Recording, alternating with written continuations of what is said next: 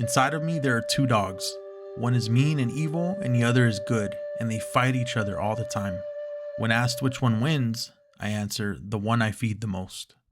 Sitting Bull, the legendary Lakota chief who defeated General Custer at the Battle of Little Bighorn, was forced to surrender. The American military at the time were hell-bent on capturing this epic figure who stood as one of the last beacons of defense for Native American tribes during the Plains Wars of the 1870s. What did he do with this time after surrendering? To have this major victory attributed to you, only to eventually be captured and essentially be put on house arrest on your reservation. On this channel, I like to look at these moments in time. Most of us can't relate to winning battles or overcoming some overwhelming force, quite literally. So I think it's interesting to see what they thought and possibly take something positive away from the trials they went through. And it's funny because Sitting Bull's legacy is not so different from someone that we talked about previously on this channel. Vercingetorix had a big win against Caesar at the Battle of Alesia. He too went on to eventually lose a war against Caesar. But there's a parallel between them having this major battle, this major victory over an impossible foe. It's literally like the old cliche, which I know is kind of worn out, but history does repeat itself. So Sitting Bull, after defeating Custer, flees to Canada. He wants to get away from the US military pursuing him, and he's accompanied by about 1,500 Lakota Sioux tribe members,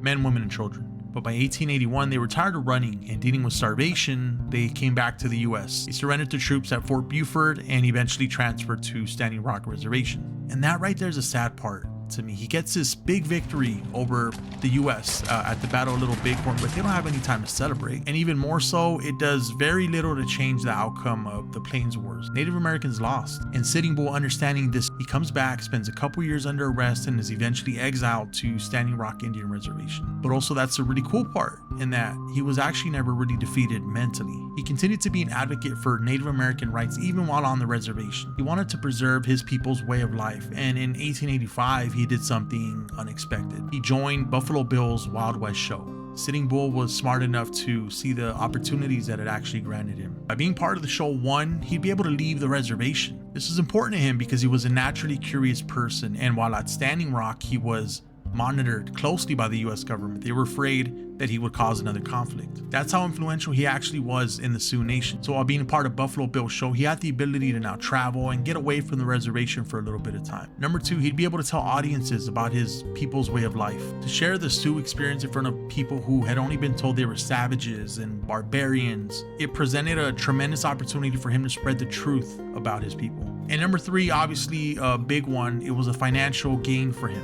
He'd want to get paid about $50 a week, which adjusted for inflation now is about $1,600 a week. He'd get to incentivize his time with Buffalo Bill. And the cool part about that, he was actually a really generous man. He'd usually give his money away and use it to help his tribe. Let's take inventory so far. Sitting Bull wins the Battle of Little Bighorn in 1876. Spends the next 5 years running from the US military in Canada, eventually surrenders to save his people, and even in his surrender tells the commanding officer, "I wish it to be remembered that I was the last man of my tribe to surrender my rifle." Spends the next 2 years as a prisoner of war in South Dakota, then is finally allowed in 1883 to come back to Standing Rock Reservation. Sitting Bull died in 1890 over a chaotic attempt at an arrest.